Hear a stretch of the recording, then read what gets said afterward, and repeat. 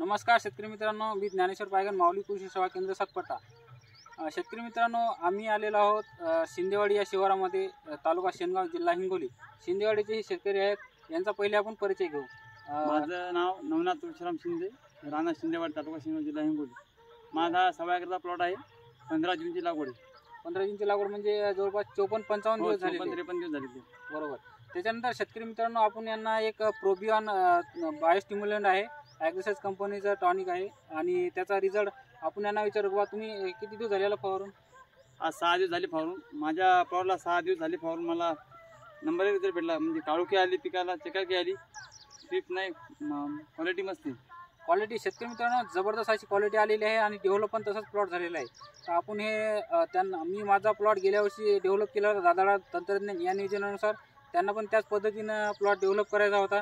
तर शेतकरी मित्रांनो, याला आपण सुरुवातीपासून म्हणजे जेव्हा लागवड केली तेव्हा आपण यांना लागवडी सोबतच 10-26-26 वापरायला सांगितलं होतं, आणि उगवणीनंतर ते त्यांना जे अन्न भेटायचं आहे पिकाला ते टायमावर भेटत गेलं, बरोबर।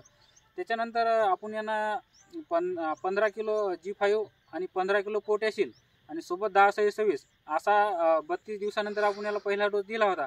तर शेतकरी मित्रांनो, याच्यामध्ये तुम्ही बघू शकता जबरदस्त असा प्लॉट डेव्हलप झालेला आहे, आणि याच्या वाढफांद्या आपल्याला कट करायच्या आहेत, पण वाढफांद्या यांनी जरा लेट कट केल्या होत्या।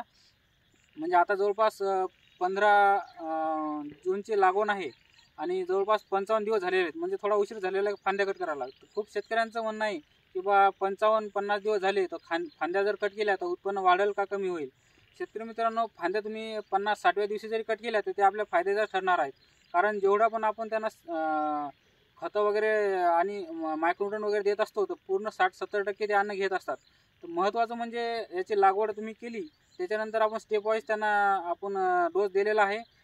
30 दिवसाला पहिला डोस, दुसरा डोस 42 दिवसाला, आणि तिसरा डोस 54 दिवसाला, आणि चौथा डोस जसं आपलं क्वालिटी कपाशीची क्वालिटी उतरत राहील किंवा थोडा आपल्याला क्वालिटी डाऊन झाल्यासारखं वाटेल तेव्हा आपण चौथा डोस त्यांना देत राहू। शेतकरी मित्रांनो, दादालाड तंत्रज्ञान यानुसार जर आपण यांना नियोजन दिलं तर जवळपास 25-30 क्विंटल कापूस एका एकरामध्ये कुठंच नाही गेला। तर यांना आपण हे टॉनिक वापरायला दिलं होतं, आणि याच्यासोबत बुरशीनाशक, कीटकनाशक ते यांनी वापरलं। तर त्याच्या तोंडून आपण ऐकूयात की बा तुम्हाला फरक काय जाणवला याच्यामध्ये? पिकाची क्वालिटी चांगली झाली, काळोखी आली पिकाला, आणि दाखवायचं आणि त्याला फुटवी चांगले प्रकार। तर तुम्ही बघू शकता याला 1, 2, 3, 4, 5, 6, 7, 8, 9, 10, 11, 12, 13, 14 शेतकरी मित्रांनो याला 14 फळफांद्या आहेत। पण हे वाढ फांदी काढल्यामुळं जेवढ्या पण 14 फळफांद्या आहेत त्यांना हे अन्न बरोबर। आता ही आपला ही वाढ फांदी आहे, तर इथे जे पहिलं राहते ते पान राहते त्याला आपण वाढ फांदी म्हणतो। ही आकाशाच्या दिशेनं झाडाला कॉम्पिटिशन करते, जेवढं पण आपण खत टाकतो 60-70% अन्न ही फांदीच घेत राहते, त्याच्यामुळे बाकीचे जे 10-15 फळफांद्या आहेत त्यांना अन्न भेटत नाही। मित्रांनो, याच्यामध्ये वाढ फांद्या कट करत आहोत, आणि हे बघा नवीन शेतकरी असल्यामुळं त्यांना थोडं सांगायचं काम पडत आहे की वाढ फांद्या कशा कट करायच्या आणि कसं नियोजन करायचं। हे बघा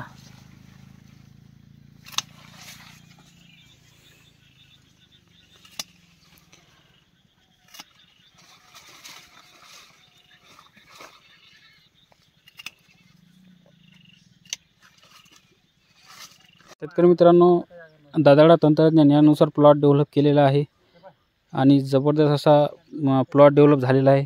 याच्यामध्ये आपण प्रोबियन आणि एक सीडचा स्प्रे यांना दिला होता, तर चकाकी आणि क्वालिटी एक नंबर आलेली आहे। बघू शकता तुम्ही, बघू शकता जबरदस्त असं प्लॉट डेव्हलप झालेलं आहे, आणि जवळपास एका इतीजवळ झालेला आहे। तर आपण यांना ऑर्गॅनिक G5 आणि पोटॅशियम सर्व कंपनीचं दिलं होतं सुरुवातीला। हे वाढ फांद्या कट करत आहेत। या प्लॉटला जवळपास 54-55 दिवस झालेले आहेत, त्यामुळं वाढ फांद्या वाढलेल्या आहेत।